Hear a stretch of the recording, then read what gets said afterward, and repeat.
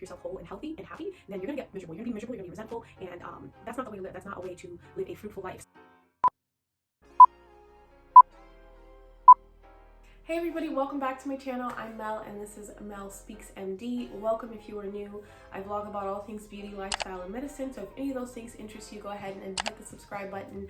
Today I wanted to talk about self-care, what it means to me, why it's so important. After finishing residency, I was kind of in a weird space, and I ended up seeing a therapist, and one of the things that she helped me understand was the importance of self-care, what it means, why it's important, and why it's crucial that I pay attention to how I'm feeling, what I'm doing to take care of myself, especially when I'm going through difficult times. And number one is get a therapist.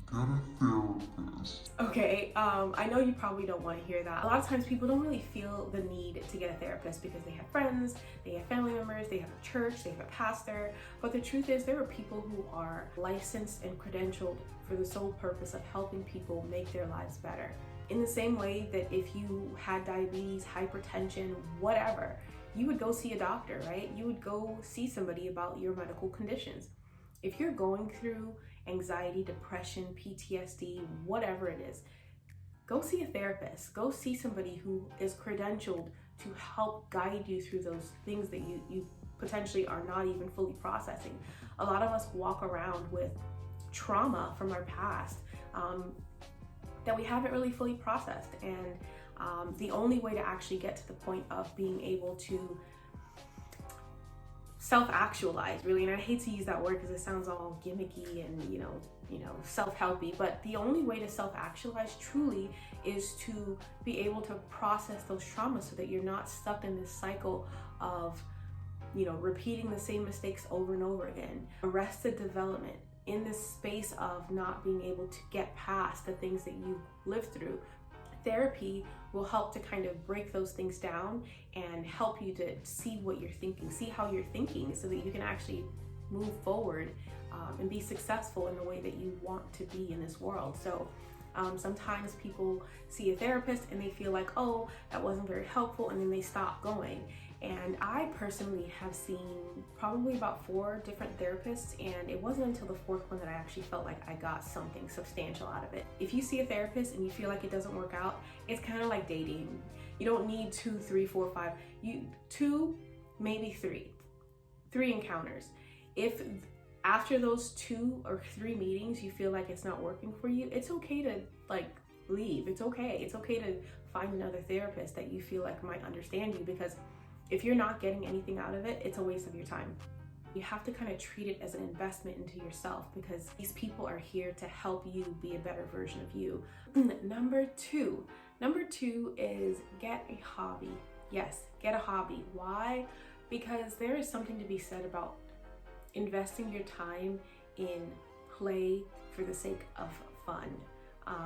When we're kids, we play all the time. We go outside, we enjoy ourselves. Then we get older, we start to work, we go to school, we have obligations, and fun just goes out the window.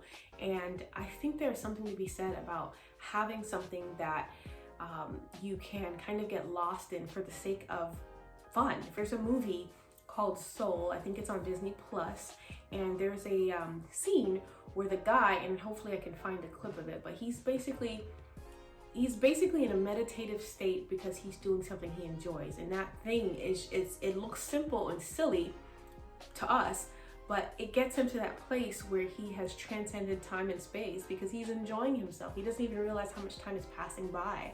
He was like flipping, those little advertisement cards, the little card things that they flip. I don't know. The point is, he was lost in that space of enjoyment. Not only do hobbies put you in a meditative state because you're enjoying what you do, but it also builds confidence. It also helps you to kind of feel accomplished in a weird way. There's something about having a hobby that you build upon that just kind of builds your confidence and makes you feel like you have something to offer the world. And it's not necessarily tied to money or accolades.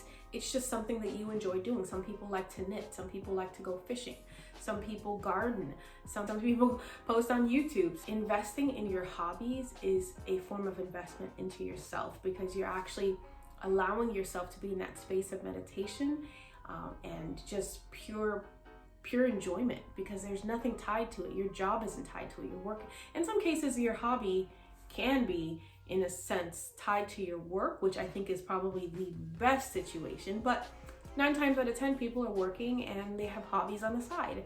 And if you're one of those people who work and your work isn't your hobby, then you really need to find time to invest in yourself by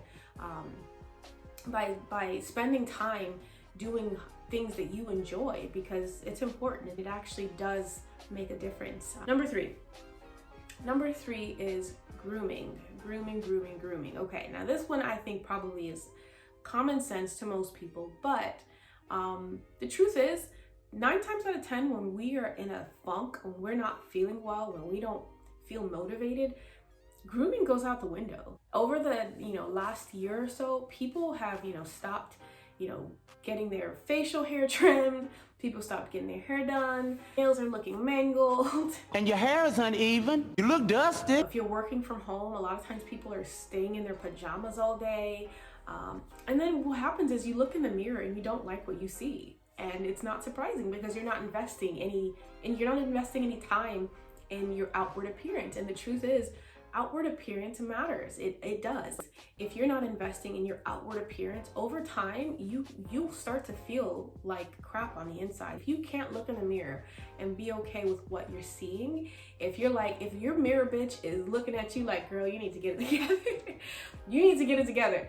You need to figure something out, because the bottom line is, grooming is so essential to mental health. But it's kind of a reflection of what's going on the inside. So for me, I know making sure that my nails are done, whether I'm getting them done at a professional salon or I'm doing them at home, like, it is important for my nails to look nice. It is important for my eyebrows to be groomed. It is important for my hair to look like what I want it to look like, because if they don't, I start to feel like crap on the inside. I look in the mirror and I think to myself, girl, what is going on? What's going on? What is going on? And it's the truth. And if we're not conscious about what we're doing with our bodies on the outside, over time, it's going to leach and seep into the inside. And I think that the best way to get ahead of it is to make sure you have a routine. Make sure you have a routine for your skincare. Make sure you have a routine for your nails. Make sure you have a routine for whatever you like to wear, things like that. When things get rough, if you have a routine, it's very easy to continue that routine. Okay, Colvin. Hi. He misses me. Okay. He wants to go. Number 4 is protecting your subconscious mind. Okay, what does that mean? The truth is, our phones, our tablets, our televisions, our laptops, they are literally feeding us information 24/7. 24/7. If you want to consume content, it is there for consumption. Anything you want to find is on the internet, right? If you're constantly consuming things and not being careful about what you consume, you can end up consuming a lot of misinformation and believing those things. Even if you're not aware of it, they do play a role in how you behave, what you do. We live in a time now where misinformation spreads like wildfire. If you are not actually very aware and conscientious about what you're consuming, you can end up consuming things that you don't even realize will change how you view life and how you do life. And so, I think it's important to stay informed, to be aware, but having that 24-hour news cycle is not, I don't think, good for the mind. When we are watching these news channels or scrolling through Facebook or Twitter or Instagram, we're downloading information that we're actually not aware of. Even if you're not really paying attention to some of the things you're not interested in, you're still seeing the images. You're still seeing those the headlines, things like that. Instead of consuming content, instead of constantly looking for things to upload onto your brain, maybe look into ways to produce content to, you know, add to the positivity and the light in this world. So just be aware of what you're consuming. And last but not least, connecting with your tribe. It's just important. You can't isolate yourself. We are social beings, even the most introverted among us. We're all social beings. We're social creatures. We need each other to thrive. Without that village mentality, people kind of fall apart. Communities fall apart. So make sure you have people around you. Make sure you're talking to people. Social distancing does not mean isolation. Social distancing does not mean isolation, okay? It does not mean isolate yourself. It does not mean be alone all the time and talk to no one. Pick up the phone, FaceTime every once in a while, you know, texting, getting into group messaging, things like that. Just stay connected, whatever that means to you. Do what you can to stay connected with the people around you, because the bottom line is that when hits the fan in your life, the only thing you have is your mind and the people around you, right? Because we all depend on people to lift us up when we're at our worst. So if you don't surround yourself with people, then don't be surprised if you are going through shit and you're by yourself and nobody's there to help you. And I know that sounds harsh, but it's the truth. So stay connected with your tribe. Don't be afraid to reach out. Don't be afraid to ask for help if you need it. And if you don't have any friends or family, find an online community. There are people on Twitter, on Reddit, on YouTube even, people who are just connecting with each other through mutual interests. I mean, there's no reason to be alone or lonely or, you know, kind of isolated in this weird time. Make sure that whatever you're going through, you're not going through it alone. And if you don't have anybody to talk to, and if you don't feel comfortable talking to somebody online, all the more reason to get a therapist, which brings me right back to number one. So do what you gotta do, get through this. Adulting is hard, but you make it harder on yourself when you are not engaging in regular and routine self-care. So please take care of yourself. Stay well. Comment down below if you have any other self-care tips that you want to share with everybody else. Thank you guys so much for watching. Thank you for liking and subscribing. Hit the notification bell so you can see next time I post.